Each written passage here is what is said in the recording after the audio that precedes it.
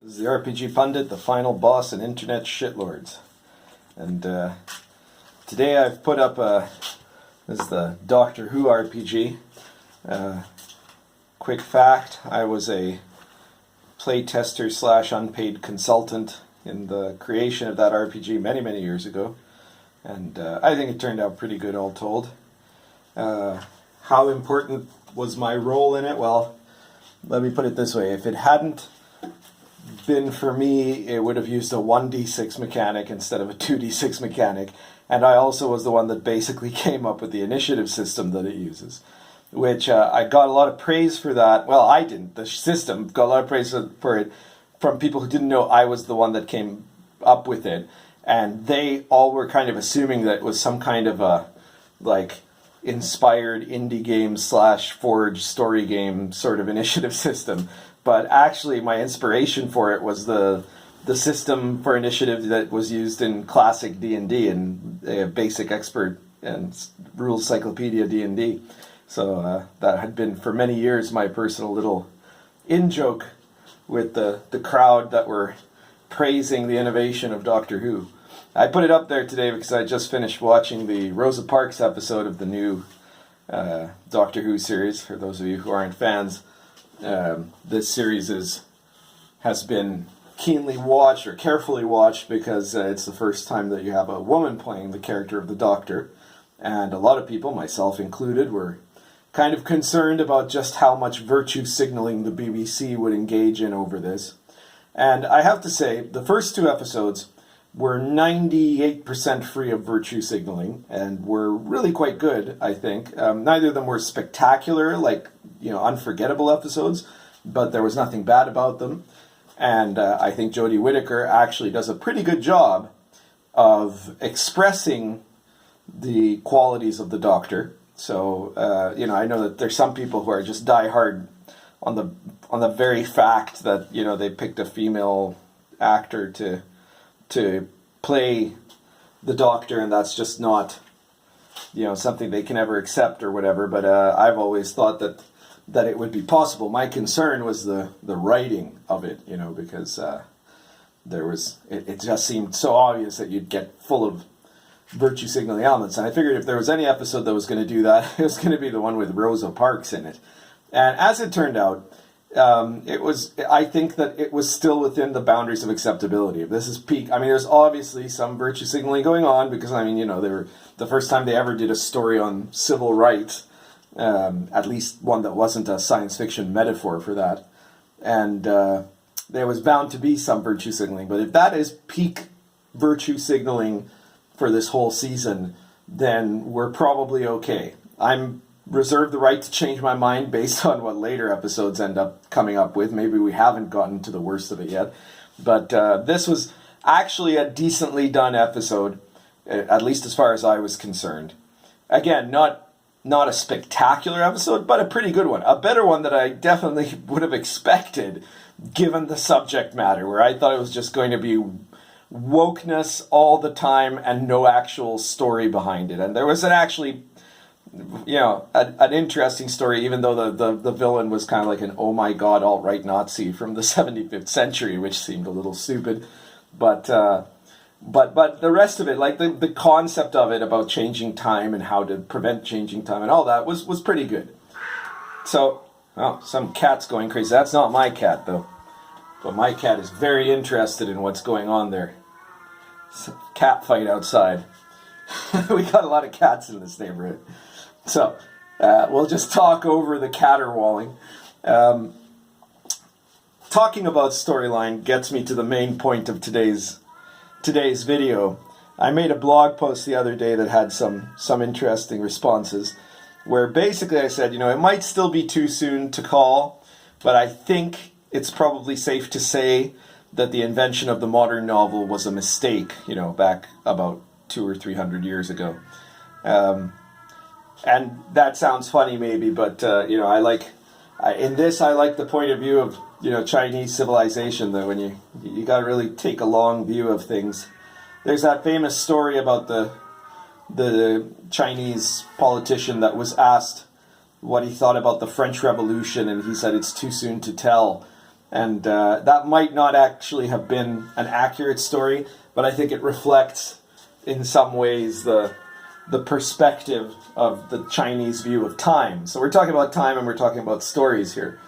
And in the context of RPGs, this is important because we have a whole bunch of people who have been trained wrong in how to run D&D, where they want D&D to be like a TV show or a novel. And of course they mean a modern novel. And I read some videos. My God, those cats. They must be in heat or something.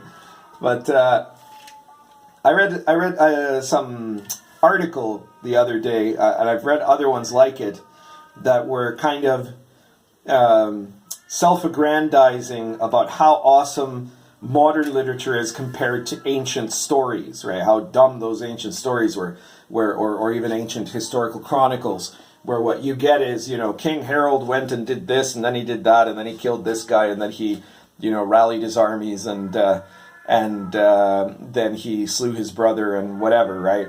And all of this without the vital inner monologue that you get in modern novels, and that was the great discovery of the modern novel, was the ability to write about not just what the characters are doing, but what the characters are feeling inside and what they're thinking and their motivations, and make that obvious to the reader.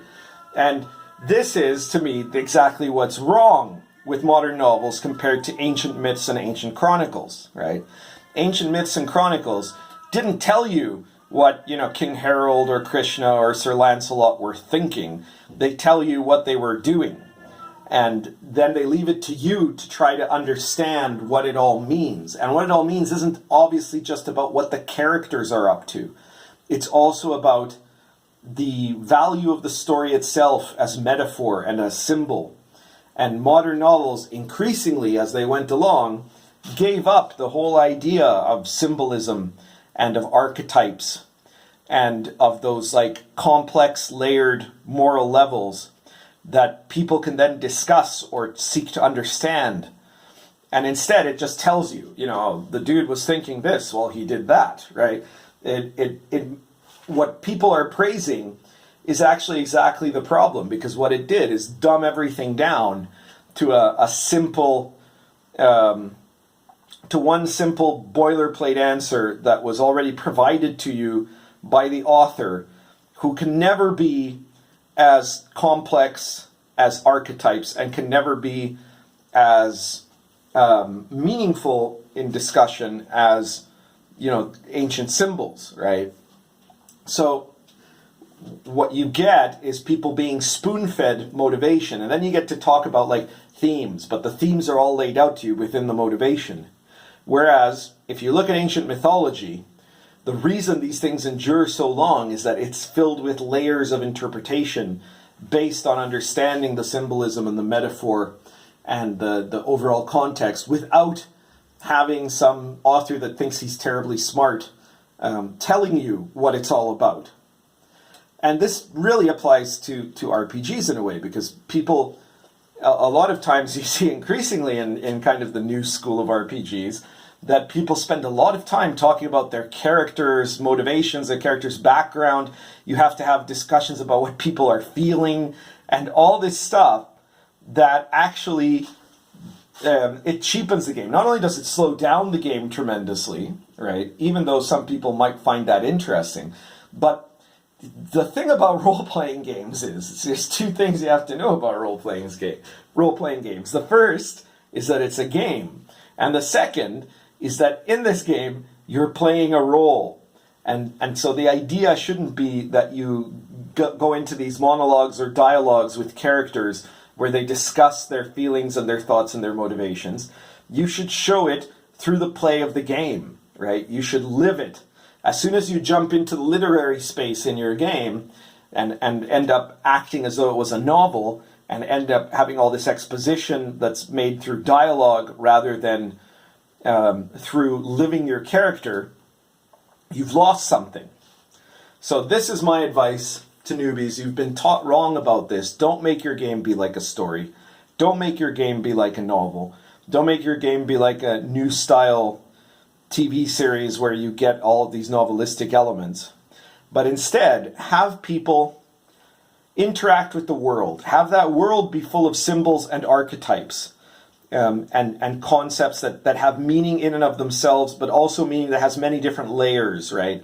So, when you talk about symbols, right, of magic, of dragons, of orcs, the orcs are not actually just a white nationalist metaphor for dark-skinned people or something like that, right?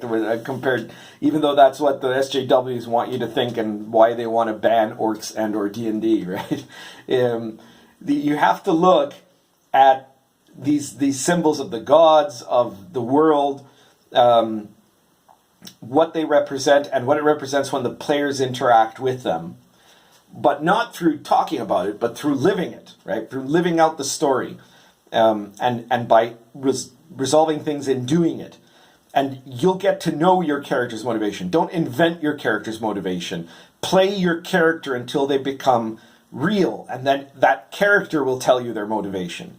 This is harder if you're a DM, because if you're a DM, it's a lot easier to try to just tell a story, but then inevitably you're going to get to where you're railroading people in certain directions, or you're imposing interactions with NPCs that the players are there to cheerlead, and all of these kind of bad forms in DMing. It's a lot harder to just throw out all of that and just present these archetypal images, these classic encounters, these creatures and symbols and images, and then letting the players sort that out in actual play until the world becomes real and the characters become real. But believe me that if you learn how to do that, if you get all that other stuff out of the way, and if you let the characters not be developed by making up clever backgrounds, but by playing it out and going through this journey of becoming, then you're going to end up having a much better game. Now, mind you, to do that, you have to be willing to play more than one-shots, right? You have to actually play out a campaign, which is another thing that is, to some degree a lost art these days, where people think that if you play 6 sessions, that's a really long game to play, right? So give that some thought. Talk about it in the comments. Share this video. Especially share the video. I want to thank everybody who's subscribed, because we're now getting really close to 550 subscribers as of when I filmed this.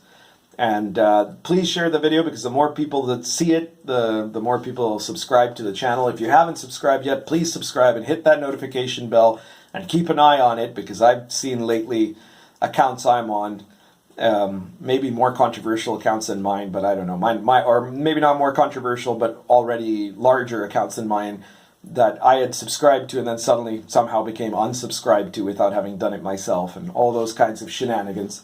So keep an eye out on that. And if you really want to help me out, then there's a link to my Patreon page. I still not entirely reconciled with the fact that I have a Patreon page, but people wanted me to do it. They thought it would be the easier way than just the PayPal. If you prefer PayPal, though, go on to my blog, and there's a PayPal link on my blog. And it would be great if you help me out. If I get more patronage, then I'll do more frequent videos and more live streams, and I'll actually announce the live streams beforehand instead of just jumping on like I've been doing lately. But if you can't, or you don't want to support me financially, then share the videos and get the message out there and get people to think differently than what certain crowds want them to think about RPGs. Get them thinking about it in a way that brings us back to the old school style, and that enriches everyone's game. Because I'm not saying this to crap on people's games. I'm maybe saying it to crap on the people that have been promoting that other style of play as the way it should be played. But I'm saying this because if you guys who play 5th edition, who've started with 5th edition, and you've watched shows like Critical Role and think that that's the best way to run a game, if you try it this other way, you're going to see that there's something different about that. Your game, running your game as if it was a TV show or a novel, is not as, there goes my cat, it's not as fulfilling as running the game as if it was a living world. And you'll find ways to work that out. And if you do, you'll have a much better gaming experience for it. So that's it for today. Currently smoking Brigham Anniversary Pipe with Peterson's Wild Atlantic.